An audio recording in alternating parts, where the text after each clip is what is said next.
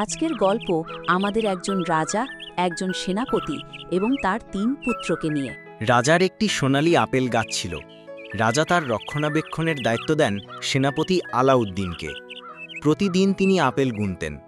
কয়েকদিন পর তিনি লক্ষ্য করলেন আপেলের সংখ্যা কমে যাচ্ছে। আলাউদ্দিন বিষয়টি রাজাকে জানালে রাজা ক্রুদ্ধ হন। তখন আলাউদ্দিন বলেন, হুজুর, আমি আমার বড় ছেলেকে দায়িত্ব দিতে চাই। সে সারা রাত পাহারা দেবে। শোনো আলাউদ্দিন, যদি আমার গাছের আপেল চুরি হয় তোমাদের আমি কোনোভাবেই মাফ করব না। শোনো, তোমার দায়িত্ব হলো সোনালী আপেল গাছ পাহারা দেওয়া। রাতে একটুও ঘুমাবে না। আমি সকালে এসে গণনা করব। যদি কম থাকে রাজা আমাদেরকে শাস্তি দেবে। ঠিক আছে বাবা, আমি রাতে একটুও ঘুমাবো না।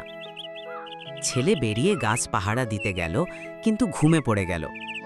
চোর এসে সোনালী আপেল চুরি করে নিল।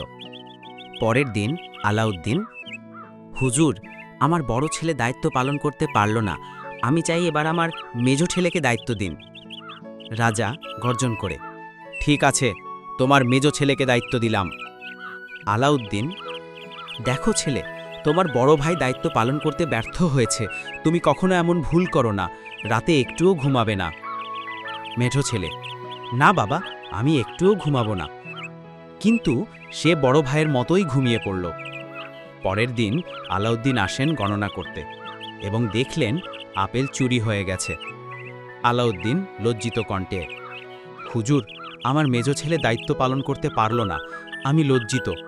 যদি আমাকে আরেকবার সুযোগ দেন, আমি এবার আমার ছোট ছেলেকে দায়িত্ব দিতে চাই। রাজা গর্জন করে, ঠিক আছে, তোমার ছোট ছেলেকে দায়িত্ব দিলাম। আলাউদ্দিন ছোট ছেলেকে কোনো নির্দেশ দেননি, কারণ আগের 2 ছেলে তার মান সম্মান রাখেনি। কিন্তু ছোট ছেলে বুদ্ধিমান ছিল। সে নিজের বুদ্ধি দিয়ে কাজ শুরু করল। ছোট ছেলে ফাহাদ তার বুদ্ধি ব্যবহার করে পুরো কাজটি শেষ করার চেষ্টা করল। প্রথমে সে বিভিন্ন গাছের দিকে লক্ষ্য করল। সে দেখল শুধুমাত্র সোনালী গাছের আপেলই চুরি হচ্ছে, অন্য গাছের আপেল ঠিক আছে। ফাহাদ মনে মনে, এখানে বড় ধরনের একটি চোর আছে। ফাহাদ গাছের দিকে নজর রাখল। হঠাৎ তার চোখে পড়ল একটি পাখি, যা সোনালী আপেল খাচ্ছে এবং উড়ে যাচ্ছে। ফাহাদ সাহসীভাবে, এবার দেখব। সে তীর ছুঁড়ে মারল। তীর পাখিকে আঘাত করল না ঠিকই, কিন্তু একটি পালক মাটিতে পড়ে গেল। ফাহাদ, বাবা দেখুন, এটিই প্রমাণ। আলাউদ্দিন খুশিতে, দারুণ। আলাউদ্দিন পালকটি নিয়ে রাজার কাছে গেল।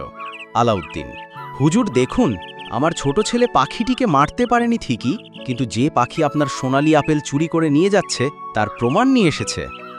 পাখির পালকটি এত উজ্জ্বল যে রাজপ্রাসাদের সমস্ত মন্ত্রীরাও অবাক হয়ে গেল। এই ছিল আজকের প্রথম পর্ব। দ্বিতীয় পর্ব দেখার জন্য আপনারা আমার সাথেই থাকুন।